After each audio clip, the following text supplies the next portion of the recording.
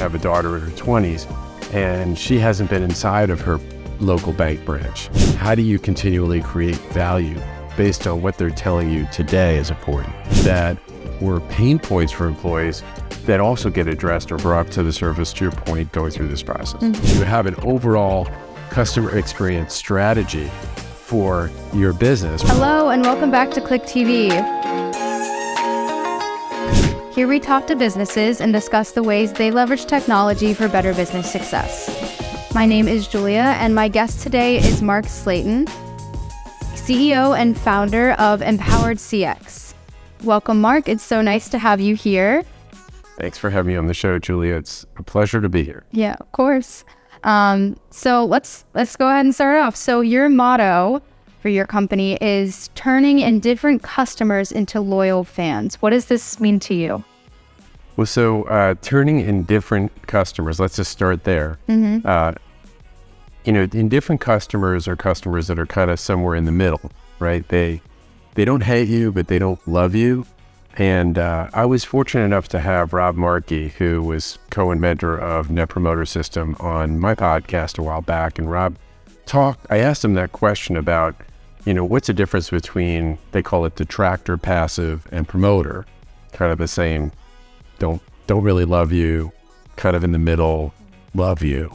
And he said that when they did their study, they noticed that there was a certain point in the scale where there was a big inflection, and that's where they cut it off. So 0 to 6 would be a detractor, 7 and 8 would be a passive, and then 9 or a 10 on a scale of 0 to 10 would be a promoter.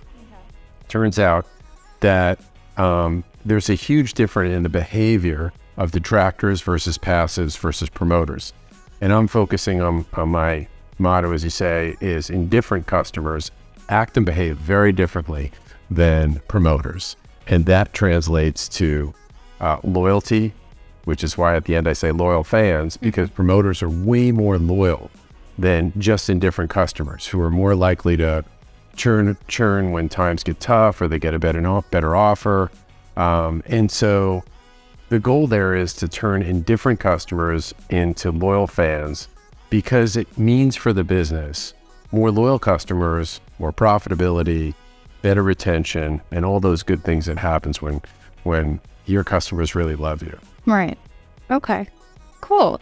That's great. Thank you. So how do you incorporate this motto and also cultural transformation into your work? So cultural transformation is an interesting concept, right? If you're someone who's involved in leading a customer experience journey for a company within an organization, then I used to think it was about getting these things set up, like a voice of the customer program, doing things like journey maps, finding the metrics. All those things are important. But what you really find yourself doing is taking an organization from the current state of where they are now and assessing what that is to some desired or ideal future state, and making the changes that happen there. So when you're doing that, you have to transform the culture, and that's a different aspect of the job. And what that essentially means is that you want to make sure that the work that you're doing in terms of making the experience for the customer superior, that aligns with whatever the vision or the goals are from leadership, and just making sure you're listening, you're responding, or you're reacting and creating value for your customers. And in particular, if you're really wise about it, your best customers, those customers that bring you the most value, you're going to pour value into them. And by doing so, you're going to rise the tide of service for all of your customers. And then I'm sure they will refer your services to others. Exactly right. Referrals are a huge part of customers who are loyal. And if you're in most businesses, especially professional services, anything from IT to engineering to banking, referrals are like gold. Right.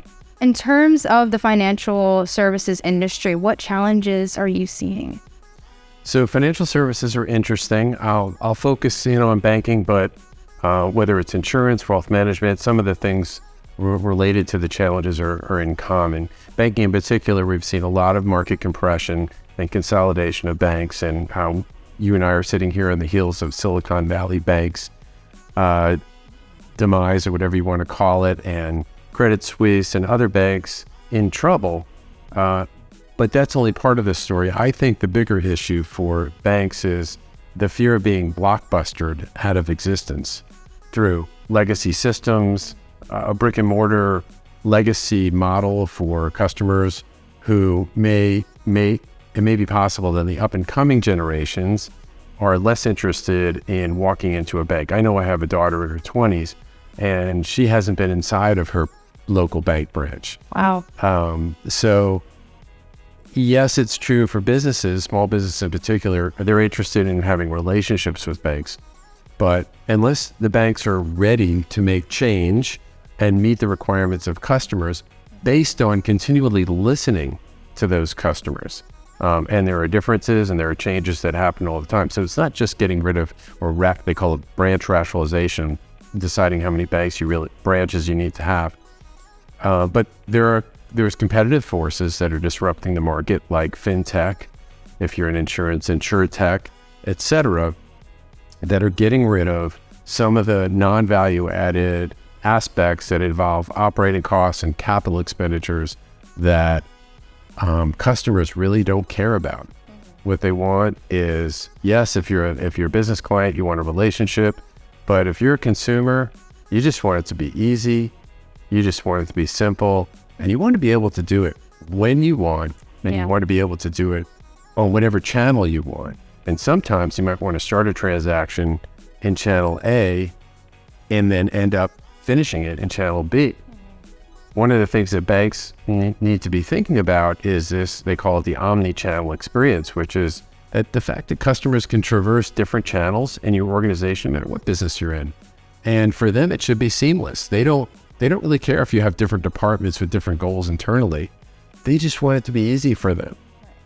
And if you think about banking as a resource, a way that you can either get financial security or be able to do the things in life you want to do, then you may have a different view of how you meet that need for your customers. But I think the bigger issue really is, do you have an overall customer experience strategy for your business, whether it's banking, financial services, or otherwise, that takes into account like what's most important to your best customers? How do you continually create value based on what they're telling you today is important? Right. Moving on to the services that you offer. I know you offer journey mapping workshops. Can you tell me more about that? Sure. So one of the challenges for business, as I kind of alluded to in the earlier question, was how do you think about things from the customer's point of view? And journey mapping is a way of thinking about the experience that they go through. It's a visualization of the customer's journey through their lens, not the business's lens. And the other big difference about a journey map is you're taking them through the major steps or key touch points of their journey, looking at that, bringing in people from cross-functional aspects of your business and saying, not just what are they doing at each stage, but what are they thinking and feeling at each stage of the journey, so that you can get into what's on their mind and what maybe they're saying at certain points of the journey, and get some agreement on that. Usually it's done internally. Sometimes customers co-creating and customers actually come in to do the journey map, but typically it's done internally. And the workshop involves a cross-functional team where we're asking them to put their own opinions of what the customers are thinking and feeling at each stage of the journey, and who are the people and things that they're seeing at each stage, so you can kind of get these clues as to what might need to be changed or redesigned, and make an emotional connection. And at the end of those, you're asking the group to vote, literally vote on what part of their journey is the biggest pain point for the customers, so we can go work on that, and what maybe is an opportunity for an increase in sales or a new product or a new service design. So at the end of that, it helps determine strategy for an organization that can best meet the customer's needs.